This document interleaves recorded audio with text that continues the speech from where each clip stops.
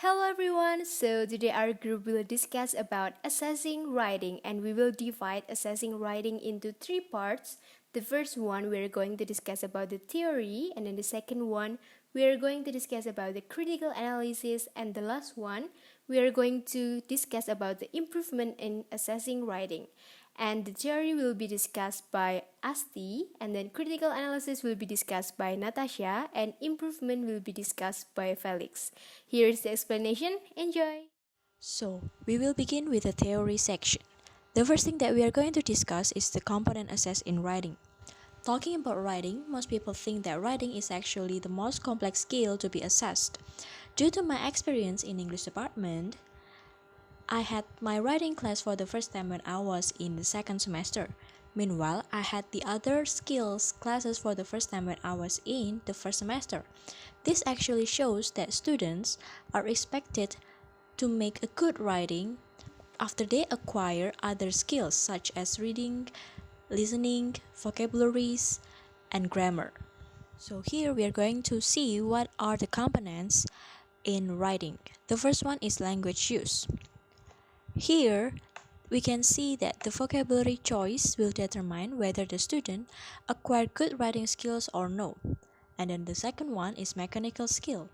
Since writing is a formal form to express idea, then the punctuation, spelling, grammar structure is important to be concerned about. The third one is the treatment of content. When students are given topic, they need to make the topic not too broad and they need to exclude all the irrelevant information to make the writing good. And then there are also stylistic skill. In writing, we are not only express the idea what something that comes up in our mind, but we need to manipulate the sentence and paragraphs and use the language effectively so that the writing will be attractive and the message will delivered well to the audience. The next one, actually the last skill, is the judgment skill. So here the students or the candidates in writing, they need to know what is the purpose or the audience of the writing before they make the writing so that they can select, organize, order the relevant information based on the purpose and the audience. Next, we will see what are the types of writing because each type in writing is assessed or scored differently. That's why it's important for us to know what are the types in writing. The first one is the basic level. The task is like making postcard, diary entry, and forms. In basic level, no confusing errors of grammar or vocabulary. So the standard in basic level, errors are actually forgiven as long as it is not confusing. And also, students in basic level are expected to be able to produce simple, unsophisticated sentence. So it's not a long sentence with sophisticated vocabulary, but as long as it is simple and the message is delivered well, then has reached the standard. And then we go to the intermediate level. The text as basic level plus guide and set of instructions. And the standard in intermediate, there is supposed to be accurate grammar, vocabulary, spelling, though possibly with some errors which do not destroy the communication. So in intermediate level, the accuracy in grammar, vocabulary, spelling is important, even though there are some errors, as long as the message is delivered properly to the audience. The next level is advanced. The text as intermediate level plus newspaper, report, and notes. And the standard in advanced level is very high. There is extremely high standard of grammar, vocabulary, and spelling. There is also no obvious limitation on range of language candidate is able to use accurately or appropriately.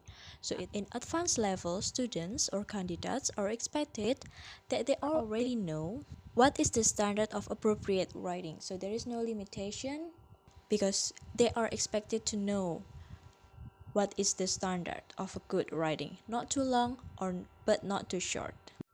Next, we are going to discuss about parts in conducting writing tests. The first one is the representative task. First, specify all possible content. So, in conducting writing tests, you need to concerned about operations, types of text, addresses, length of text, topics, dialects, and style. This supposed to be defined clearly.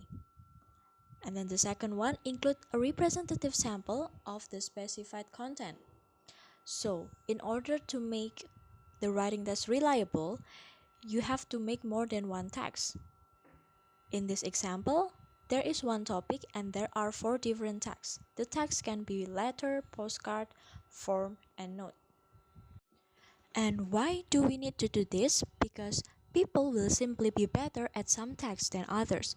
So if we aren't able to include every text and happen to choose just the text or text that the candidate is particularly good or bad at, then the outcome is likely to be very different. That's why making more than one text is important. The next one is elicit a valid sample of writing ability.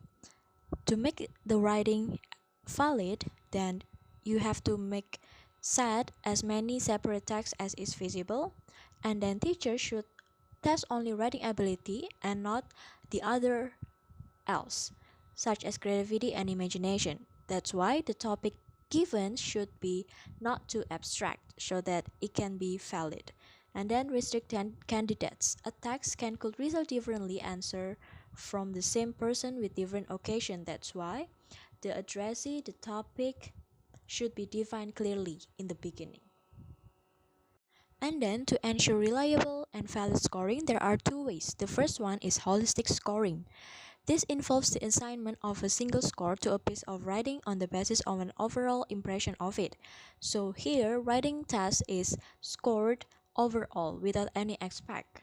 And also, as we can see in TOEFL scoring guideline, TOEFL writing test is also scored with holistic scoring. So there is no aspect in it, but the writing is just scored overall. And then the second one is the analytic scoring guideline. Here, the methods of scoring which require separate score of each aspect. So there are several aspects before we score the writing. There is the grammar, vocabulary, and mechanics, and so on. So here, each aspects are scored 1 until 6. That's all for the theory in assessing writing. And now we move on into the critical analysis. So basically here I will talk about the tasks that I have experienced in English department, the strengths and also the weaknesses. So for writing 1 until writing 4, I have the outlining and drafting. So it is almost like the entire writing classes that I have in English department. I have to do this. Basically for the outline, the lecturer will ask us to do that, and then after that, if they confirm our outline, we can continue to do the draft.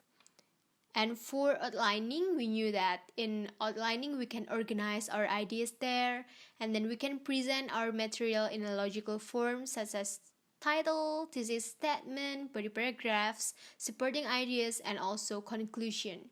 And then we can show the relationships among ideas. So I might say that it should be coherent. And then the last one, construct an ordered overview of our writing.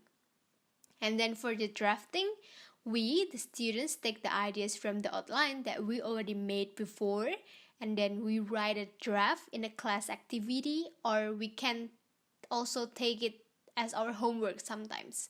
And then at this stage, there's searching for words. So we're trying out sentences and then putting pieces together. And our concerns for mechanics should be a set letter because we have to pay more attention to the content. I might say that we have to focus on the organization of the ideas. And then after that, in writing 5, I have a little bit different experience from before, from writing 1 until writing 4, because this writing 5 is happened during this pandemic. So the lecturer gave us paraphrasing tests. So the paraphrasing here will divide it into 2. The first one, paraphrasing in multiple choice, and later I will talk about the paraphrasing in essay. And we knew that paraphrasing means formulating someone else's ideas in our own words. And to paraphrase a source, we have to rewrite a passage without changing the meaning of the original text. So, paraphrasing is an alternative to quoting, where we copy someone's exact words and then put them in a quotation marks. And in this section, as you can see in the picture, we are asked to highlight the words with the same meaning. So, like for example, number one, there's a question in the number one, and we have to match the words in the question with the multiple choice given in there. And then for the paraphrasing in essay, as you can see too in the picture, in this section, we are asked to paraphrase, we are asked to rewrite the sentence given. So here, rather different with the first one, because we have to write it by our own rather than choosing the multiple choice there. And then after that, the strengths and the weaknesses for outlining, drafting, and paraphrasing. We knew that the strengths for outlining, it is integrates assessment with instructions, and then it provides opportunity for formative assessment. It is also emphasis on reasoning skills, but the weaknesses are it is requires considerable teacher time to prepare and student time to complete, and it is also difficult to plan for amount of time needed. For the drafting, the strengths, it is more authentic, more engaging, active involvement of the students, and then it can encourage student self-assessment, and then it is also can be used to develop student writing skills, particularly the ability to formulate arguments supported with reasoning and evidence. But for the weaknesses, the reliability may be difficult to establish, and then measurement error due to subjective nature of the scoring. We knew that in here the drafting, there's no pattern scoring. It is more like subjective. And then the third one, inconsistent student performance across time may result in inaccurate conclusions. And then the last one, difficult to plan for amount of time needed. For the strengths and weaknesses in the paraphrasing in multiple choice, so the strengths are students have fast processing times, and then there's no room for student subjectivity, and then we can ask more questions. It takes less time to complete a multiple choice question compared to an open question. And then respondents do not have to formulate an answer, but we can focus only on the content. While the weaknesses are while they are fast processed, they are time consuming to create. They require time to draw up effective STEM questions and corresponding choices. Just like Ma'am Flora already said before, that actually the hardest part for teacher is to make a multiple choice question. And then they do not produce any qualitative data, solely only quantitative, and then often test literary skills. So if the students reads the question carefully, and then the answer is actually easy to recognize, even if the students knows a little about the subject. And then it provides unprepared student the opportunity to guess, and with guesses, if they are right, then they will get the credit for the things that they do not even know. For paraphrasing in essay, the strengths and the weaknesses are the first one, for the strengths, offers students an opportunity to demonstrate knowledge, skills, and abilities in a variety of ways. And then it can be used to develop student writing skills, particularly the ability to formulate arguments supported with reasoning and evidence. While for the weaknesses, it requires extensive time to grade, and it is encouraged it is encouraged the use of subjective criteria when assessing answers. And then if it is used in a class, necessitate quick composition without time for planning or revision, which can result in a poor quality writing. I might say that it is carelessly. Next, we will talk about improvement. When it comes to writing, there is no such thing as 100% perfect. Instead, the teacher should expect improvement, growth, and learning. Therefore, we have some ideas to do an improvement in assessing writing. The first one is make writing fun. It means teacher invites the student to play board game or card game in the class. The games is related about writing, and each game also consists of different elements that will enhance the learning process. For example, like story change, comic strip story, and creative writing. Therefore, the students are able to understand what should they wrote in the beginning, middle, and the end of the story later. So, while playing games, they are also practicing their writing skills. Therefore, the assignment paper is related about the games.